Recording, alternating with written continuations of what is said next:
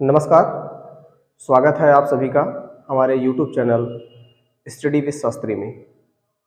जैसा कि हम लोग पढ़ रहे थे क्लास 9th साइंस में हम लोग पढ़ रहे थे रसायन विज्ञान का चैप्टर नंबर 2 चल रहा था। क्या हमारे आसपास के पदार्थ शुद्ध है, इसके विषय में चर्चा चल रही थी। पिछले वीडियो में हम लोग बात किए थे परिवर्तन में हम लोगों ने बात किया कि परिवर्तन होता क्या है और परिवर्तन के कितने प्रकार हैं। उसमें हम लोगों ने देखा कि भौतिक परिवर्तन और रासायनिक परिवर्तन। तो भौतिक परिवर्तन क्या होता है, इसके विषय में हम लोग बात कर चुके थे। भौतिक परिवर्तन के कौन कौन से लक्षण होते हैं, इसके विषय में देख चुके थे और उसका एग्जाम्पल देख चुके थे कुछ। आगे इस वाली वीडियो में हम लोग रासायनिक परिवर्तन के विषय में चर्चा करेंगे। तो चलिए स्टार्ट करते हैं आज की ये क्लास। यहाँ पे देखिए भौतिक परिवर्तन का कुछ एग्जाम्पल बचा हुआ था। तो यहाँ पे भौतिक परिवर्तन के जैसे एग्जाम्पल है पदार्थ का गलना। पदार्थ जब गलता है तब भी उसकी अवस्था क्या होती है, उसमें बदलाव होता है। तो ये भी एक प्रकार का एग्जाम्पल है। उसके बाद है वाष्पन भी भौतिक परिवर्तन का उदाहरण है। द्रवण, जमना, आसवन, ऊर्ध्वपातन आदि, यह सब प्रक्रिया जिसमें होती है वह भौतिक परिवर्तन के अंतर्गत होती है। तो हम लोगों ने भौतिक परिवर्तन पूरा पढ़ लिया। अब स्टार्ट करते हैं यह नया टॉपिक, रासायनिक परिवर्तन। रासायनिक परिवर्तन क्या होता है? ऐसा परिवर्तन जो हमेशा के लिए बदलता है, या ऐसा परिवर्तन जिसमें वस्तु हमेशा के लिए क्या करता है, बदल जाता है और बदलकर नए पदार्थ बनाता है। क्या करता है? नए पदार्थ।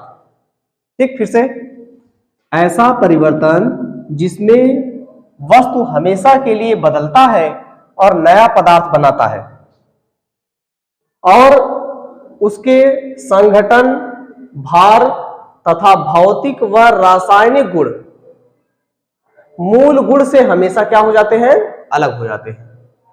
क्या कहलाता है वो? रासायनिक परिवर्तन कहलाता है। क्या कहलाता है? रासायनिक परिवर्तन कहलाता है। चलिए एक बार फिर से देख लेते हैं।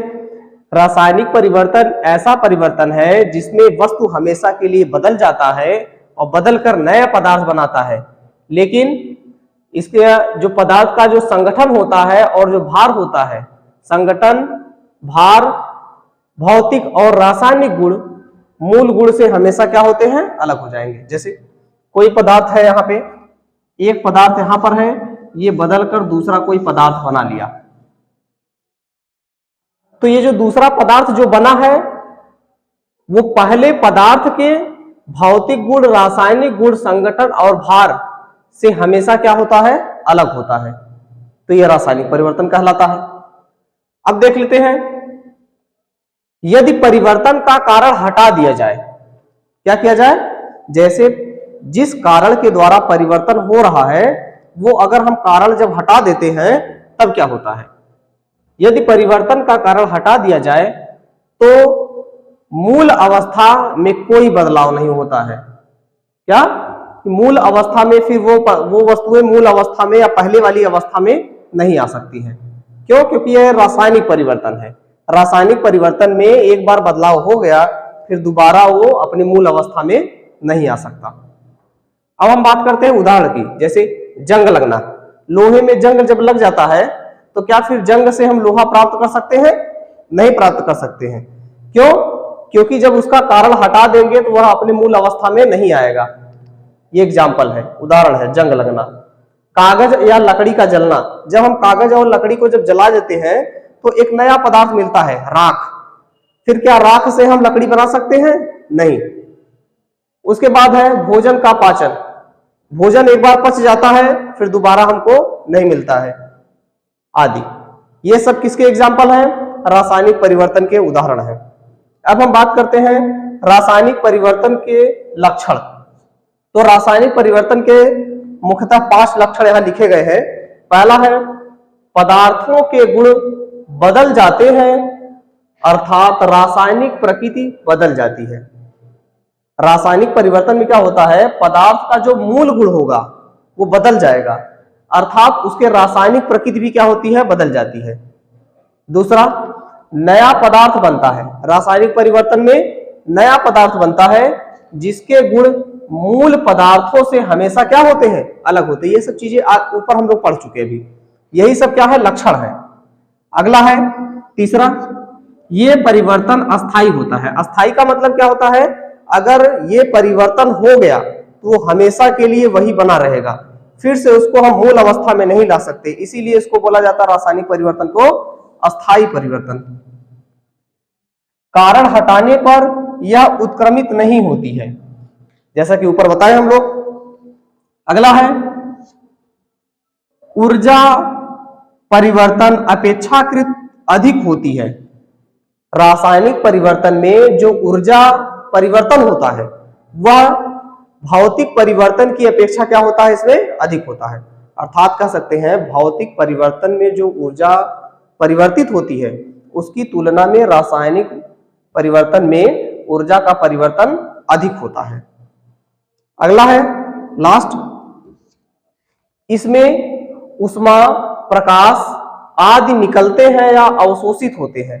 रासायनिक परिवर्तन जब होता है तो उसमें उष्मा निकलता है या उष्मा अवशोषित होता है, या तो प्रकाश का उत्सर्जन होगा या तो प्रकाश अवशोषित होगा, ये क्रियाएं होती हैं। तो ये हो गया रासायनिक परिवर्तन के लक्षण। अब हम बात कर लेते हैं शुद्ध पदार्थ। शुद्ध पदार्थ किसे कहते हैं, जिस पदार्थ में एक ही प्रकार के कण रहे उसी को क्या कहेंगे, शुद्ध पदार्थ कहेंगे। देखिए यहाँ पे, जिन पदार्थों का रासायनिक संगठन निश्चित और स्थिर होता है तथा जिन्हें भौतिक विधियों द्वारा एक से अधिक अवयवों में तोड़ा नहीं जा सकता, शुद्ध पदार्थ कहलाता है। ठीक, ये हो गया। उसके बाद जैसे सोडियम, नमक, जल, सोना, ऑक्सीजन आदि, इन सभी को क्या, ये सभी क्या है, ये सभी शुद्ध पदार्थ है। इनको भौतिक विधियों के द्वारा हम और इनको टुकड़े नहीं कर सकते हैं, इसीलिए देखिए यहाँ पे लिखा शुद्ध पदार्थ में, एक बार फिर देखते हैं, जिन पदार्थों का रासायनिक संगठन निश्चित और स्थिर होता है। रासायनिक संगठन का मतलब है, जैसे कोई पदार्थ हमने लिया, इस पदार्थ में जो कण है, जैसे एक पदार्थ है, उस पदार्थ में 6 कण है, ठीक, तो उसमें 6 कण ही रहेंगे।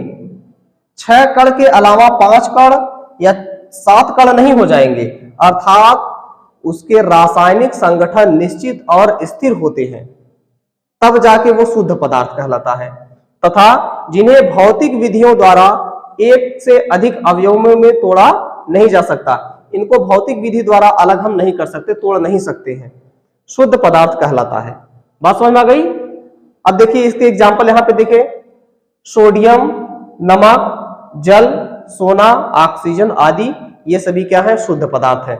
भौतिक विधियों के द्वारा सोडियम के टुकड़े नहीं किए जा सकते हैं, नमक के टुकड़े नहीं किए जा सकते हैं, ये सब चीजें हैं। उसके बाद प्रत्येक भाग के गुणधर्म समान और रासायनिक संरचना भी क्या होती है, समान होती है। शुद्ध पदार्थ में जो गुणधर्म होता है, किसी पदार्थ के टुकड़े के या किसी पदार्थ के भाग का जो गुणधर्म होता है, गुणधर्म भी समान होगा और रासायनिक संरचना भी क्या होगी, समान होगी, वो क्या कहलाएगा, शुद्ध पदार्थ कहलाएगा। तो आज हम लोगों ने बात किया भौतिक परिवर्तन और भौतिक परिवर्तन के लक्षण के विषय में, और लास्ट में हम लोग बात किए शुद्ध पदार्थ के विषय में।